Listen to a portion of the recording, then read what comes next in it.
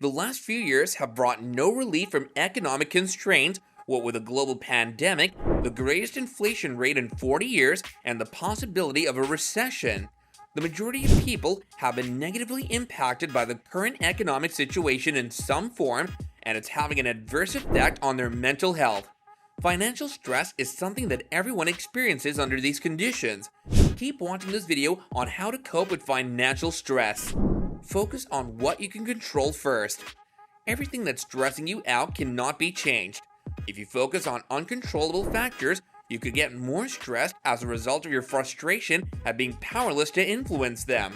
Instead, concentrate on the factors under your control so that you can attempt to change the circumstance. Consider something straightforward like your grocery budget for a simple illustration. Look for ways to reduce your grocery spend by a few dollars, such as choosing the less expensive store brand options unless you're already on a strict minimum food budget. Not only will you save money, but the sense of control and success you'll experience may also help you feel less stressed. Find strategies to increase your spending. A budget can only be lowered so far, so you'll need to take care that it doesn't become an additional source of worry for you. Your budget's line items probably already feel the strain from the higher than normal cost of consumer products. Instead, it would be wise to consider measures to improve your income. Among the ways to do this are 1. Work a few additional hours. If you're paid hourly or at least qualify for overtime compensation, try talking to your boss about putting in a few extra hours every week. 2. Negotiate a wage increase. Due to high inflation and a tight labor market, employers might be more amenable to doing so. 3. Take a side job. Those looking for a flexible way to supplement their income while working a full-time job may want to consider taking a side job. This can involve performing tasks like food delivery, tutoring, or even starting a blog. Cover your basic monthly expenses. Prioritize paying your most important expenses first if you're concerned about being able to pay all of your bills. Prioritizing your bills after going through them serves two purposes. 1. It directs you to consciously consider how you spend your money as a budgeting exercise. You could discover that you can lower or do away with some payments. And 2, you won't have to fumble to make a decision if you do find yourself in a position later if you've decided in advance which invoices you will pay first. Both of these results will hopefully help you sleep better and lessen your financial concern. Spend less when you can. Try to maintain a regular saving schedule. Try to put one into action, even if it's just a modest one if you don't already.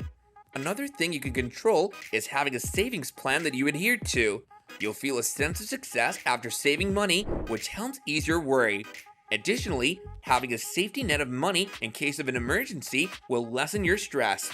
Consider putting your money in a high-yield savings account if you want to keep it accessible but not sitting around. High-yield savings accounts are excellent for storing emergency funds since they offer higher interest rates than standard savings accounts. You can program an automated transfer from your checking account if you want to put a particular amount aside each month. Any additional money that you have after creating an emergency fund might be best placed in a certificate of deposit or CD. In exchange for a guaranteed return rate that's typically higher than ordinary savings accounts, you agree to keep the money in the account for a predetermined period of time. Maintain a log of your savings. If you don't track it, you won't really know if you're making progress. Make sure you're aware of your position. Tracy Bissett, president of Bissett Financial Fitness, advises doing the necessary research to determine your precise financial condition.